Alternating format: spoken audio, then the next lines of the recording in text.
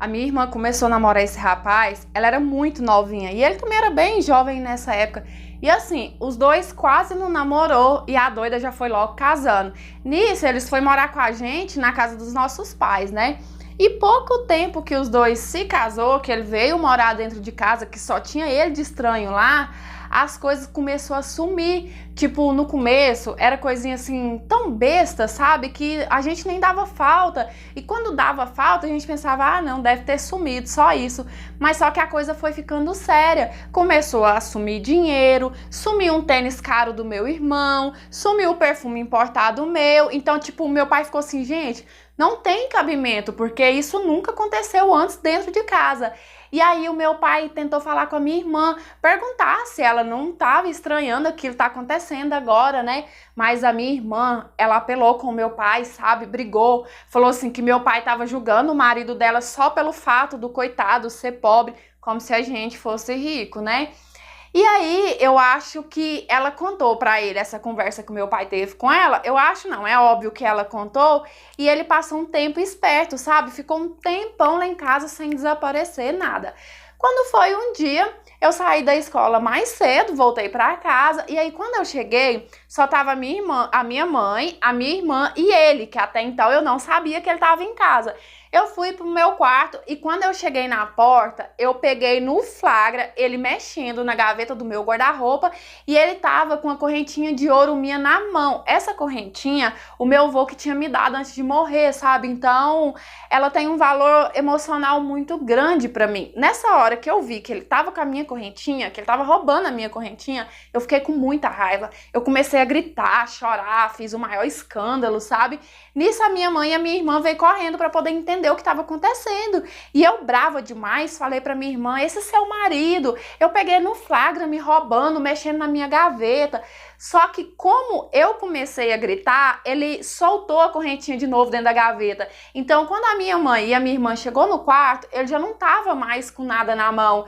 E aí a minha irmã começou a bater boca comigo, sabe? Falando assim que a gente tava com implicância com ele só porque ela era nova. Nossa senhora, foi uma bagunça feia. E no meio dessa bagunça, o meu pai chegou da rua. E aí o meu pai quis saber o que estava acontecendo, porque ele já pegou a discussão já no meio, e eu contei tudo. Falei assim, olha pai, eu peguei no flagra me roubando, ele tava com a correntinha que o vovô me deu. E o meu pai, como já tava por aqui com isso também, porque tipo, a nossa família, a gente é muito certinho com isso, sabe? O meu pai, ele sempre passou os valores pra gente, ensinou a gente a ter caráter. Então o meu pai já estourou com ele, falou pra ele que não aceitava ele mais dentro da nossa casa. E a minha irmã enfesou, apelou com o meu pai e saiu junto com o marido dela. Só porque o meu pai não falou nada pra minha irmã, o meu pai só bateu boca com o marido dela. E aí ficou, sabe, a minha irmã ficou um tempo enfesada com os meus pais, sem falar com eles.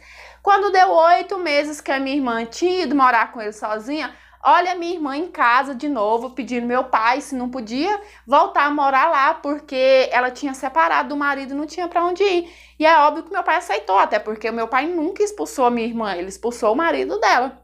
E depois ela contou pra gente, sabe, que separou porque já não estava suportando as malandragens dele mais, porque ela começou a notar que ele ganhava dinheiro, ele não ficava sem dinheiro, sendo que ele não trabalhava, ele só fazia bico, e que as companhias dele eram muito estranhas, e dizendo ela que a gota d'água foi quando a polícia foi na casa dela, dar baculejo, procurar objeto roubado, e aí os policiais falaram pra minha irmã que ele já tava de olho nesse cara há muito tempo, porque ele era interceptador, sabe, tipo, ele não era ele que roubava pessoalmente, mas os caras roubavam e passava pra ele vender. Então, tipo assim, a minha irmã caiu a ficha, né, sofreu e voltou com o rabinho entre as pernas pra casa. E assim, hoje em dia, tem muito tempo que isso aconteceu, mas até hoje ela morre de vergonha de tocar nesse assunto, dizendo ela que morre de arrependimento de ter ficado contra a família dela e a favor de um bandido. Mas é o que eu falo pra minha irmã, tudo na vida serve de experiência, né? Pelo menos ela caiu a ficha a tempo antes de arrumar filho com ele, porque já pensou, ela teria um vínculo com aquele bandido até hoje. Oi, oi, meus amores, tudo bem com vocês? Eu espero que sim, uma história bem complicada a de hoje, né?